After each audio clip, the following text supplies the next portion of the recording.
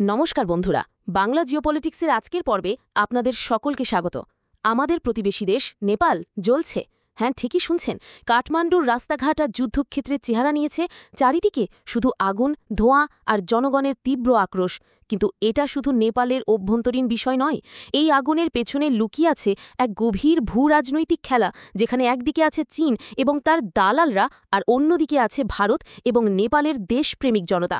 সম্প্রতি চীনের কথাই ওঠা বসা করা ভারত বিরোধী হিসেবে পরিচিত প্রধানমন্ত্রী কেপি শর্মা ওলিকে যেভাবে গদি ছাড়তে বাধ্য করা হয়েছে, তা ভারতের জন্য এক বিরাট কূটনৈতিক বিজয়।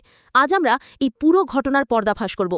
কিভাবে একটি সোশ্যাল মিডিয়া ব্যানকে কেন্দ্র করে গোটা দেশে আগুন জ্বলে উঠল, কেন নেপালের যুবসমাজ আজ রাস্তায় নেমেছে, আর কিভাবে ভারতের নীরব কূটনীতি চীনের ড্র্যাগন নীতিকে হিমালয়ের কোলে কবর দিয়ে দিল। ভিডিওটা শেষ পর্যন্ত অবশ্যই দেখবেন, কারণ এই গল্প ভারতের প্রত্যেক শত্রুর বুকে কাঁপন ধরিয়ে দেওয়ার জন্য যথেষ্ট। এই ভয়ঙ্কর গণ আন্দোলনের শুরুটা হয়েছিল একটি আপাতদৃষ্টিতে ছোট ঘটনা দিয়ে।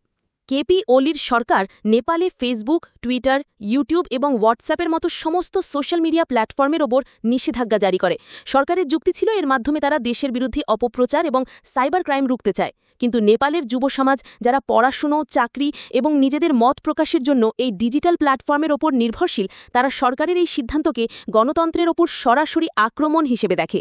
আর ঠিক সেখান থেকেই প্রতিবাদের আগুন জ্বলে ওঠে। যা প্রথমে একটি শান্তিপূর্ণ আন্দোলন ছিল, তা দ্রুত হিংসাত্মক রূপ নেয়। কাঠমান্ডু সহ দেশের বড় বড় শহরের রাস্তায় যুবসমাজ নেমে আসে, পুলিশ লাঠিচার্জ করে, কাঁদনে গ্যাস ছোড়ে, এমনকি গুলি পর্যন্ত চালায়। অফিসিয়াল রিপোর্ট অনুযায়ী প্রায় ২০ জন তরতাজা প্রাণ চলে যায় এবং শত শত মানুষ আহত হয়। কিন্তু নেপালের যুবকরা এবার ভয় পেয়ে পিছিয়ে যায়নি। বন্ধুরা, এই প্রতিবাদ শুধু সোশ্যাল মিডিয়া ব্যানকে কেন্দ্র করে নয়, এই আগুন বহু বছর ধরে জমে থাকা ক্ষোভের বহিঃপ্রকাশ। এর পেছনে রয়েছে বেশ কয়েকটি গভীর কারণ। প্রথম এবং প্রধান কারণ হল লাগাম ছাড়া দুর্নীতি।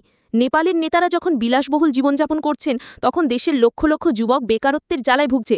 তাদের জন্য দেশে কোনো সুযোগ নেই, তাই তারা বিদেশে পাড়ি দিতে বাধ্য হচ্ছে। দ্বিতীয় কারণ হল রাজনৈতিক অস্থিরতা। ভাবুন একবার, ২০০৮ সালে রাজতন্ত্র শেষ হবার পর থেকে বিগত ১৫ বছরে নেপালে ১২টি সরকার বদল হয়েছে। কোনো সরকারি স্থিতিশীলতা দিতে পারেনি। আর এই সব কিছুর পেছনে মদত দিয়ে গেছে চীন। কেপি ওলির মতো নেতাদের ব্যবহার করে চীন নেপালের রাজনীতিতে নিজেদের প্রভাব বিস্তার করতে চেয়েছিল। ওলির ভারত বিরোধী কার্যকলাপ, যেমন ভারতের অংশকে নিজেদের ম্যাপে দেখানো, এইসবই ছিল চীনের ইশারায়। নেপালের জনতা বুঝতে পারছিল যে তাদের নেতারা দেশের স্বার্থ চীনের কাছে বিক্রি করে দিচ্ছেন। তাই এই প্রতিবাদ শুধু ওলির বিরুদ্ধে ছিল না, ছিল গোটা দুর্নীতিগ্রস্ত এবং চীনপন্থী রাজনৈতিক ব্যবস্থার বিরুদ্ধে। এই পরিস্থিতিতে ভারত কি করছিল? ভারত কোনো সরাসরি হস্তক্ষেপ করেনি, কারণ ভারত গণতন্ত্রে বিশ্বাসী। ভারত নেপালের অভ্যন্তরীণ বিষয় নাক গলায় না। কিন্তু ভারত নীরবে তার কূটনৈতিক চাল চালছিল। একদিকে যখন নেপালের জনতা চীনপন্থী সরকারের বিরুদ্ধে রাস্তায় নেমেছিল, তখন ভারত নেপালের সেনাবাহিনীর সাথে তার ঐতিহাসিক এবং বন্ধুত্বপূর্ণ সম্পর্ককে আরও মজবুত করছিল। নেপালের সেনাবাহিনী বরাবরই ভারতের ঘনিষ্ঠ। তাদের ট্রেনিং থেকে শুরু করে অস্ত্রশস্ত্র সব কিছুতেই ভারতের বড় অবদান আছে। যখন পরিস্থিতি হাতের বাইরে চলে যায়, তখন নেপালের সেনাপ্রধান জেনারেল অশোক রাজ সিকদেল এক ঐতিহাসিক ভূমিকা পালন করেন। তিনি কেপি ওলিকে সরাসরি জানিয়ে দেন যে যদি তিনি পদত্যাগ না করেন, তাহলে সেনাবাহিনী দেশের আইন শৃঙ্খলা পরিস্থিতি নিয়ন্ত্রণে আনতে পারবে না। সেনাবাহিনীর এই চরম বার্তার পরেই ওলিকে পদত্যাগ করতে বাধ্য করা হয়। কিছু রিপোর্ট অনুযায়ী ওলি এতটাই ভয় পেয়ে গিয়েছিলেন যে তিনি সেনার কাছে দুবাইতে পালিয়ে যাওয়ার জন্য একটি নিরাপদ পথের আবেদনও করেছিলেন। এটাই হলো ভারতের নীরব কূটনীতির শক্তি। আমরা সরাসরি কিছু করি না, কিন্তু আমাদের বন্ধুরা আমাদের হয়ে কাজটা করে দেয়। চীনের কোটি কোটি ডলারের বিনিয়োগও তার দালাল ওলিকে বাঁচাতে পারল না। বন্ধুরা, কেপি ওলির পতন শুধু একজন ভারত বিরোধী নেতার পতন নয়, এটা নেপালে চীনের প্রভাবের ওপর এক বিরাট আঘাত। এই ঘটনা প্রমাণ করে যে কোনো দেশের অভ্যন্তরীণ শক্তিকে অস্বীকার করে শুধুমাত্র টাকার জোরে সেখানে প্রভাব বিস্তার করা যায় না। ভারত এবং নেপালের সম্পর্ক শুধু দুটি দেশের সরকারের সম্পর্ক নয়, এটা দুই দেশের মানুষের আত্মিক সম্পর্ক, যা কোনোদিন ছিন্ন করা যাবে না। আজ নেপালে এক নতুন রাজনৈতিক অধ্যায়ের সূচনা হয়েছে। আশা করা যায় এবার এমন এক সরকার আসবে যারা নেপালের মানুষের স্বার্থ দেখবে এবং ভারতের সাথে কাঁধে কাঁধ মিলিয়ে চলবে।